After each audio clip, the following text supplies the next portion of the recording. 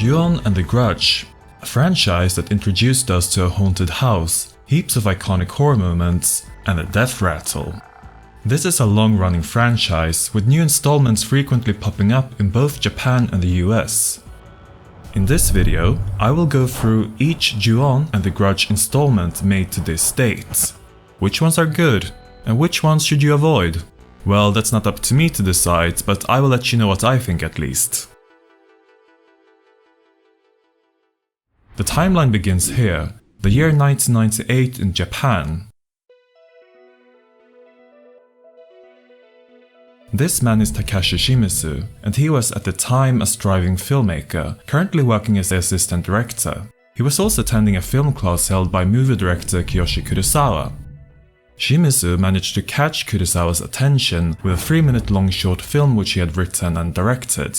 This led to Shimizu getting the opportunity to direct more short films, this time for television. Gakko no Kaidan was a horror TV show that first started airing in 1994. The latest episode, called Gakko no Kaidan G, would be a horror anthology consisting of 4 tales. One was Kiyoshi Kurosawa's Kodama, and another one was Tetsu Maeda's Shokugi, both running for approximately 30 minutes each. Then there was Takashi Shimizu, who got to contribute with 2 stories, Katasumi and 444444444. These, however, only ran for 3 minutes each. The 2 shorts have some fundamental similarities. Both are set at daytime in a schoolyard with a theme of being observed by someone, or something. Katasumi introduces us to this creature. She was played by an unknown actress named Takako Fuji, and this would not be the last we'd see of her, nor this character.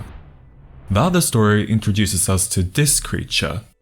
Painting a boy in white was an idea Shimizu got from the Butsu dancers, who we found a little creepy. This would be the last we'd see of actor Daiki Sawada, but his character, however, he would be back.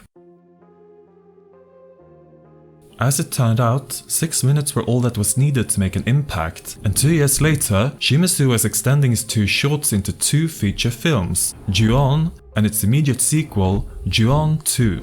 These would be direct-to-video releases, in Japan known as V-Cinema, so it wasn't the biggest project with a limited budget and shooting time. It was, however, a perfect opportunity for Shimizu to actualize his creative ideas for a scary horror movie. As a matter of fact, he had so many different ideas in mind, he decided to solve this by dividing the movie plot into individual chapters, each revolving around a certain character, and played out in a non-chronological order. He liked the concept of having different people connected to each other without knowing it themselves, and decided to unite them with a haunted house. In the very opening of this film, we get a description of what Ju-on means. It's a curse that is born when someone dies in the grip of a powerful rage. Whoever encounters this curse will die, and a new curse is born. In Ju-on, this curse has been born in an ordinary looking house in Tokyo, and we get to follow these characters who in some way or another have gotten in contact with it. In the opening storyline, we're introduced to primary school teacher Kobayashi. A student named Toshio has stopped coming to school, so he decides to make a home visit to see if everything's alright. Things are not alright, as this poor man is about to realize. In another storyline, the same house is now inhabited by the Murakami family. Just like Kobayashi, these family members and other people in their lives are about to face some unimaginable horror. In the final storyline, the house is uninhabited. The real estate agent Tatsuya struggles to sell the house due to rumors of it being haunted. He reaches out to his sister Kayako, who is a sensitive, and asks her to check out the house for him. So who haunts this house exactly? It's the woman and the little boy that appeared in Gakko no Kaidan G. They have names now. This is Kayako Saeki, again played by Takako Fuji. And this is her son Toshio Saeki. They themselves used to live in this house up until their brutal deaths, giving birth to this horrific curse. And these people are all under it. You can probably tell that this film is very low budget, but don't let that grungy appearance fool you. Ju-on is a high quality horror. One reason why this film works so well is that they kept things simple, which is usually a wise choice when working with such limited resources. The plot is nothing overly complicated in spite of its unchronological order, and each chapter almost feels like a short movie, in similar style to Gakkou no Kaidanji. In other words, things are pretty straightforward, where most of the focus is on the actual horror, and it's surprisingly effective. Throughout these 70 minutes, we're offered many good scares, and I would even call some of these moments iconic.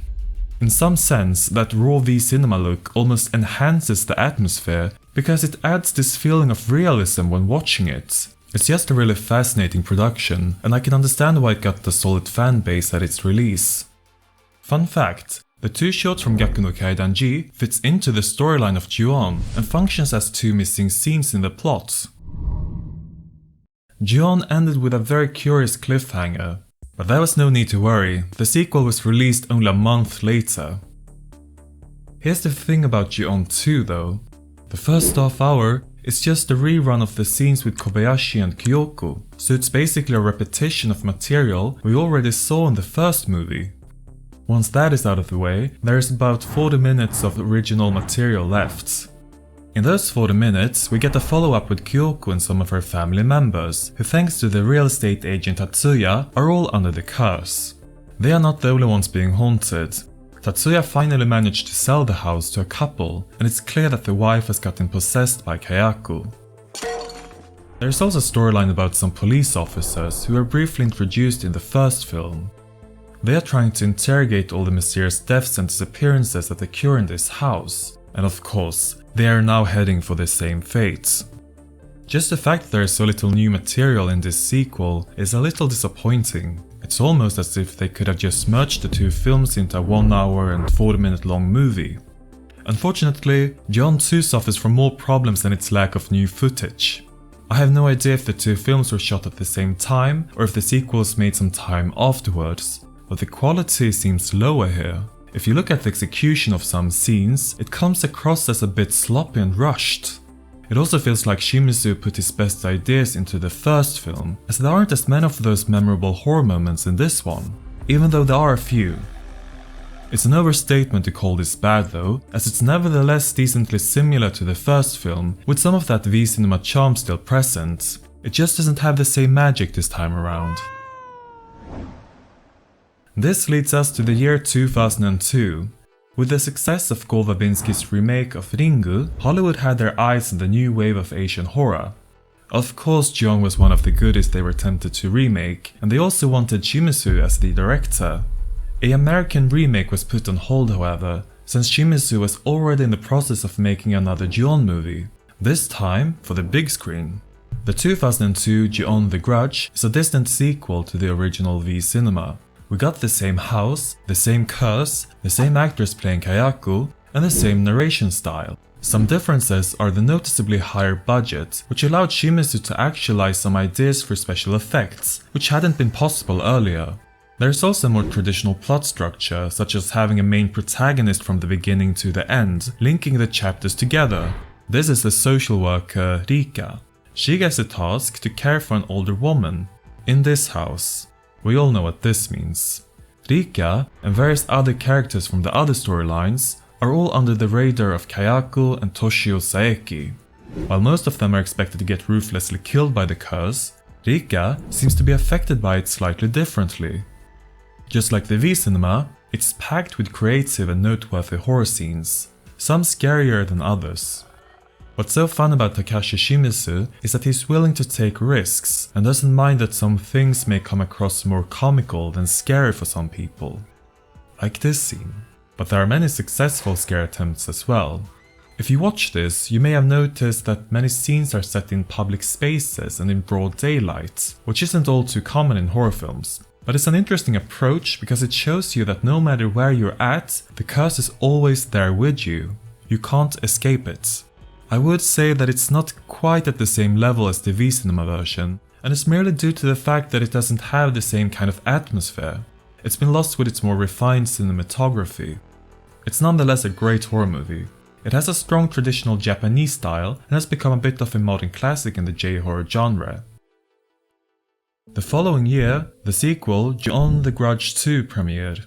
It has the same concept and narration style as the previous film, but introduces us to mostly new characters and storylines revolving around the haunted house.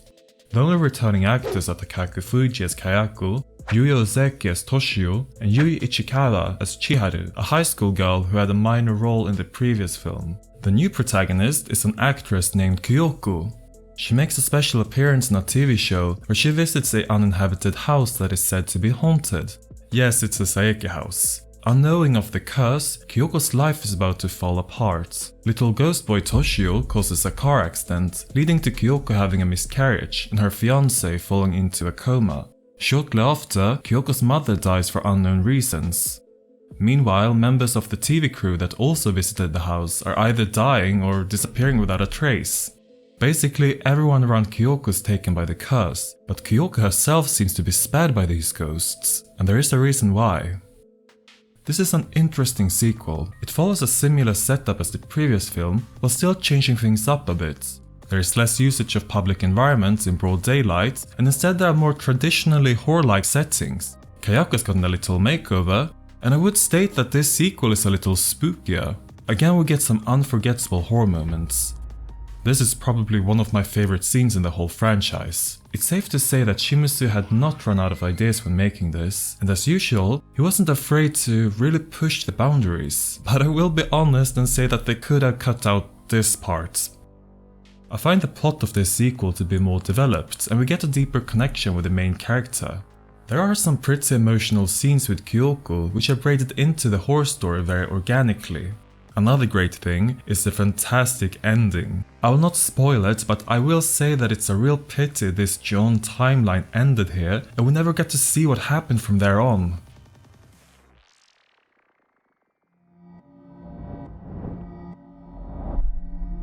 And now it was time for the American remake. In this remake, they wanted to maintain some of the Japanese style of the original. This was done by casting Shimizu as the director with the help of a translator throughout the whole shoot, and by also having the movie set in Japan. They got Takako Fuji to restar her role as Kayako Saeki, Yui Ozeki as Toshio Saeki, and actor Takashi Matsuyama as Kayako's husband Takeo Saeki. The plot is essentially based on the storyline of the 2002 cinema version, but it has also neatly interweaved some elements from the original V-cinema. I remember reading Larry D. Burns' review of The Grudge at the awesome but unfortunately now abandoned website Snowblood Apple. There he writes, "It feels sort of like a Frankenstein's monster, pieced together from all different versions of the films and stitched together with a glossy thread that is Hollywood." That's a great way to put it. As usual, the timeline is not linear, but the concept of distinct chapters have been dropped, and the characters appear in the storyline a bit as they please. They are mostly Americans living in Tokyo who are about to fall under the curse of Kayako. One of them is the exchange student Karen, played by Sarah Michelle Gellar. Just like Rika in the 2002 version, Karen volunteers as a care worker and is sent to help out an American dementia-ridden woman who lives in the former Saeki residence. With clear inspiration taken from the American The Ring, as partly noticeable from the photo and soundtrack, this version aims to make the plot more interrogative, where Karen searches for answers once she realizes that she's being haunted. Even though most parts of The Grudge are recycled bits from Shimizu's previous films, the movie in whole differs a lot from its Japanese counterparts. The cinematography is colder and darker, the characters are written very differently. It's okay, I've got you. There's more CGI, and they use a tremendous amount of jump scares. Personally, I feel a little indifferent about The Grudge. I don't think it's a particularly striking horror movie, but I'm not provoked by its existence either. It's polished and entertaining enough, and if you like this kind of horror, you'll probably appreciate this. The story does, however, come across as very rushed and shallow, with a persistent need to over-explain everything. You could say that The Grudge is a simplified and magnified take on the original. In the end, The Grudge was a financial success, and the seed of the American franchise had been sown. In 2006, The Grudge 2 premiered, once again directed by Takashi Shimizu. Takako Fuji also returned as Kayako, Takashi Matsuyama as Takeo, and Sarah Michelle Gellar as Karen, although not as the main character this time. Oga Tanaka was casted as the new Toshio. The plot is not entirely based on any of the other films, but is instead a direct continuation to The Grudge, with only some individual scenes being remade from previous installments. As usual, there are several storylines set at different times. There are 3 of them to be more precise. The main storyline is about Karen's sister Aubrey, played by Amber Tamblyn. She flies to Tokyo to bring her sister back to the States. It's only a matter of time before she gets dragged into the curse of the haunted house. The same thing happens to an American high school student living in Tokyo, and also a family living all the way in Chicago. I will start with the positives, because there aren't many of them. Amber Tamblyn did a good job playing Aubrey. I also think some effects are pretty cool. Other than that, there isn't much to this sequel. We awkwardly navigate between the 3 subplots and none of them are compelling, especially the one set in Chicago. What really made me lose any commitment as a viewer was the part where Aubrey tracks down Kayako's mother and we learn about Kayako's childhood. Kayako's background is so over the top and completely takes away from how this horrific curse came to be. Who thought this was a good idea? But The Grudge isn't necessarily about clever storylines when its initial purpose is to just scare the audience. So how does the horror hold up then? The Grudge 2 relies on jump scares. And there are a lot of them, more than in the first film. You can get scared by the Teletubbies if you add sudden sound effects. Overusing it like this is just cheap and lazy. In whole, The Grudge 2 is just bland. Simple as that. But we hadn't seen the worst yet. In spite of negative reviews, and rightfully so, The Grudge 2 was decently successful at the box office, and it was decided to spit out a 3rd installment. The Grudge 3 wasn't the most sizable project though, being a direct-to-video production, shot with a smaller budget. You can instantly notice this just by the fact that they reused the animations from The Grudge 2 in the intro. There are many things which distances this 3rd installment from the previous 2 films. For the first time, Takashi Shimizu would not be directing this, with Toby Wilkins being behind the steering wheel instead. Takako Fuji would not return as Kayako and was instead portrayed by Aiko Horiuchi. Neither Yuya Ozeki or Oga Tanaka returned as Toshio, which is understandable as they were around 13 and 12 years old respectively at this point, so Toshio was instead played by Shimba Tsuchiya, who was 13 years old. The only returning actor is Matthew Knight from The Grudge 2. Another new thing is that the timeline is for the first time chronological and focuses on one main storyline. It's about a family living in the apartment building in Chicago, which was introduced in The Grudge 2. The main character is Lisa, who lives here with her brother and younger sister. Tenants are moving out from the building at a high rate due to some mysterious death cases. This is all caused by the curse of Kayako and Toshio, who's relocated from Tokyo. Luckily, help is on its way.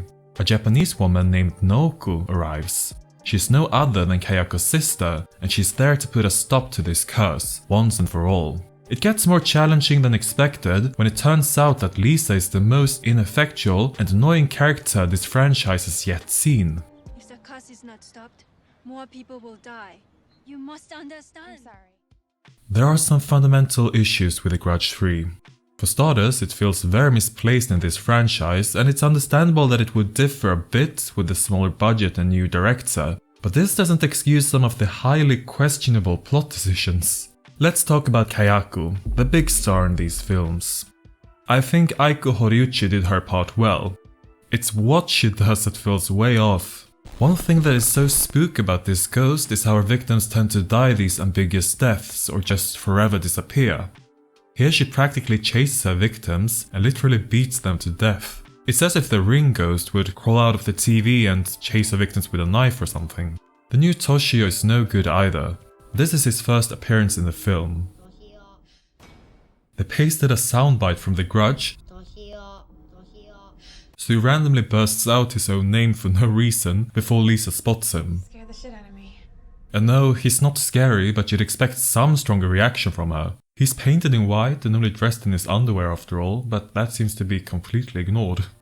I will not drag this out any further. The Grudge 3 is a horrible movie. I want to finish this off with a positive note, which is that in all its cheesiness and stupidity, it delivers some entertainment, at least in comparison to the Grudge 2. That's something at least. Let's head back to Japan again. To celebrate the 10th anniversary of the Ju-On franchise, 2 new Ju-On movies were made. The first one being Ju-On White Ghost, and the second one being Ju-On Black Ghost. Even though they had a theatrical release, these were rather subdued productions with a running time of just 1 hour each and small budgets. Ju-On White Ghost was directed by Ryuta Miyake.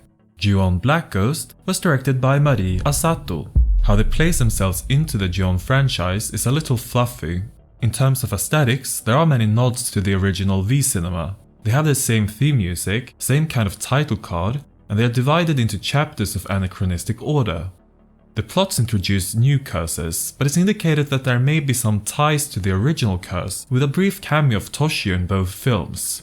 Another link to the franchise is the familiar croaking sound from some of the ghosts, although none of them are Kayako. With all that said, it's a bit of a stretch to call these sequels. Spin-offs is probably a better description. Ju-On White Ghost centers around a horrific family massacre that's taken place, and the curse is born in their former home. The non-chronological chapters show us this family before the massacre, how and why it happened, and the victims of the curse after it. The main ghosts are this little girl and this old lady dressed in white, running around with a basketball and making the familiar death rattle. I realize that the identical ghost appears in Ryuta Miyake's short film Full-Length Mirror from the horror anthology Tales of Terror the movie. Anyway, as a movie in whole, it doesn't achieve its aims unfortunately. Considering its short running time, there isn't much room for a well-developed story, and that's one issue. The chapters fly by one after another, and it never gets particularly intriguing. However, what really drags this down is the production value. It's basic things such as the lighting, camera work and editing that's horrendously amateurish at times. It could be blamed on a tight budget and it being shot with a DV camera, but its twin installment Black Ghost did not suffer from the same problems. Ju-On Black Ghost centers around a young girl named Fukiya. After collapsing at school, it appears that she suffers from something which medical science cannot explain. Fukiya seems to be cursed by something, and her mother is trying to find a way to stop it. It's a new curse and a new story, but we know it's set in the same universe as White Ghost with the appearance of this taxi driver. I'm very set in claiming that Black Ghost is the better one out of these 2 films, and these IMDb scores bother me a little. The script is slightly more time appropriate, the characters are slightly more interesting, and as hinted earlier, this is better executed. In 2014, it was time for a reboot of the Ju-On franchise. The result was Ju-On: The Beginning of the End, directed by Masayuki Ochiai, a man with a fair share of horror movies on his record. It follows a well-familiar template and revives a certain storyline involving Toshio and his teacher, which was done in both the V cinema version and the 2002 cinema version. Yui is a new teacher at an elementary school. Her student Toshio hasn't been coming to class, so she decides to make a home visit, only to realize that something is clearly off. Another subplot likely references one segment in the 2002 Ju-On movie and The Grudge 2. It's about 4 high school girls who decide to visit a house that they've heard is haunted. And yes, it is. So we got the main storylines that are founded on previous installments, which is fine, but it doesn't end there. Most horror elements and several scenes are all recycled. What's unfortunate is that they blew the opportunity to polish these reconstructions into something greater and are instead the opposite. On that note, it's not the most dazzling production. It looks cheap, and with an uninspired script on top of that, it's hard to engage in the 2 parallel stories. What makes this somewhat interesting is the backstory of the Toshio character, which gives a little twist to the whole Ju-On curse. As unusual as it is, Toshio is the star antagonist in this reboot and has pretty much taken the role of Kayako. She does make some appearances, but not many. The following year, the sequel premiered, again directed by Masayuki Ochiai. Ju-On: The Final Curse was meant to put an end to this franchise, and maybe that was a good thing. The new protagonist is Yui's sister, Mai, who's searching for some answers relating to the events that occurred in the previous film. Just like Yui and her boyfriend, Mai and her boyfriend are about to get dragged into a similar mess themselves once learning about the Saeki family. Then there's of course a subplot, again about some teenage girls falling victims to the curse one by one.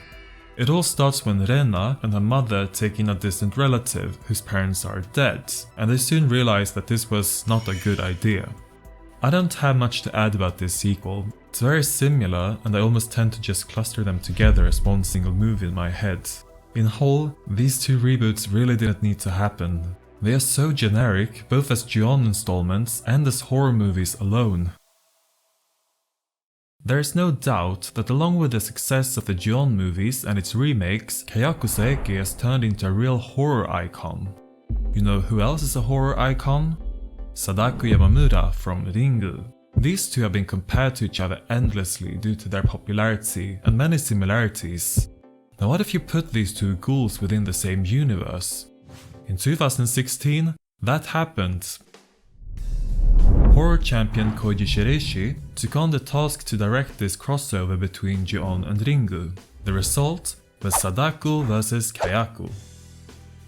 I will not get into too much detail about this one, since the plot revolving around Sadako is definitely the dominating one, but essentially there is one girl who's watched a cursed videotape and is now under the curse of Sadako.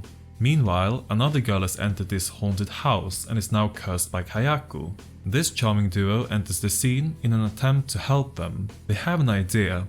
The girl who watched the tape enters the haunted house, and the girl who entered the haunted house watches the tape. By being double cursed, the hope is that the two ghosts will be pitted against each other and extinguish one another in the process. It sounds a bit goofy, but it's actually a sincere horror movie. It's well directed and even a bit scary at times, while simultaneously not taking itself too seriously. There are also these two that deserve their own spin-off.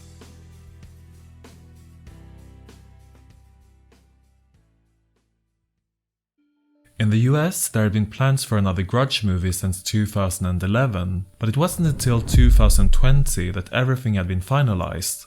The fourth installment, simply called The Grudge, was written and directed by Nicolas Pesce. Originally it was planned as a reboot of the 2004 version, before some rewritings of the script turned it into a sequel, although a very distant one. The movie quickly abandons the Saeki family and their house in Tokyo and introduces us to a new house. The tie to the other films is this woman, Fiona Landers. It's the year 2004, and in this intro scene, we see her leaving the Saeki house while calling her co-worker Yoko.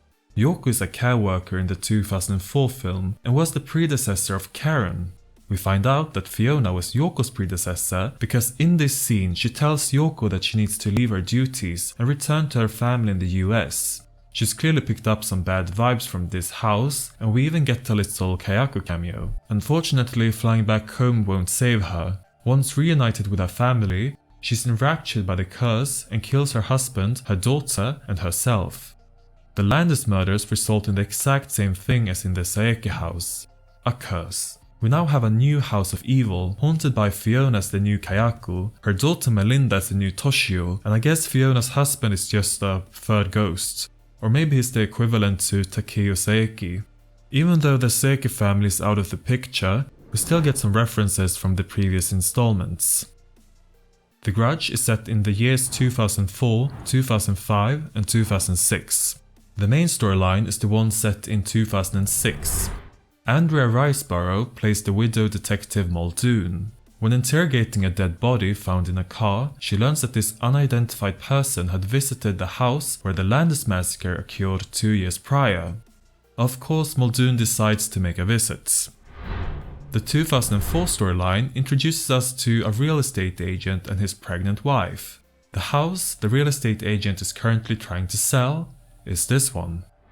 Finally, the 2005 storyline is also set at the Landers house, now inhabited by an older couple. The wife is terminally ill, so the husband invites an assisted suicide consultant who decides to stay for a few days. Then we just sit back and watch these poor people getting tormented by the curse in one way or another. You quickly understand how the timelines interconnect and also how they are likely to end. You also don't get much time to properly connect to any of these characters. The segments are a bit too short and abrupt for that. Sadly, the horror is dreadful, and not in the good way. There's no tension or atmosphere whatsoever. We mostly get what feels like extremely randomly inserted jump scares. The reviews have not been kind to this one. It has the lowest IMDb score than any other films presented in this video, even lower than the Grudge 3, and I will not argue against that. I do want to point out that I like Pesce's style, but the weak script and underwhelming horror really drags this down to a point that is beyond retrieval. There was also a new Ju-on installment released in 2020 on Netflix. Ju-on Origins. This is a miniseries of 6 episodes directed by Miyake Sho. As you may have noticed, there had been many Ju-on movies made at this point, and I haven't even touched on the book, manga and video game adaptations. One might even claim that Ju-on was a drained concept and had been for quite some time. The people behind Ju-on Origins were well aware of this and aimed to rejuvenate this into something newer and fresher. The choice of the English title for this series was a bit controversial, because the Japanese title translates to Ju-on the Cursed House, sort of. The word origins almost implies that this series might show us, well, the origin of the Saeki curse. But as a matter of fact, the Saekis never appear in this.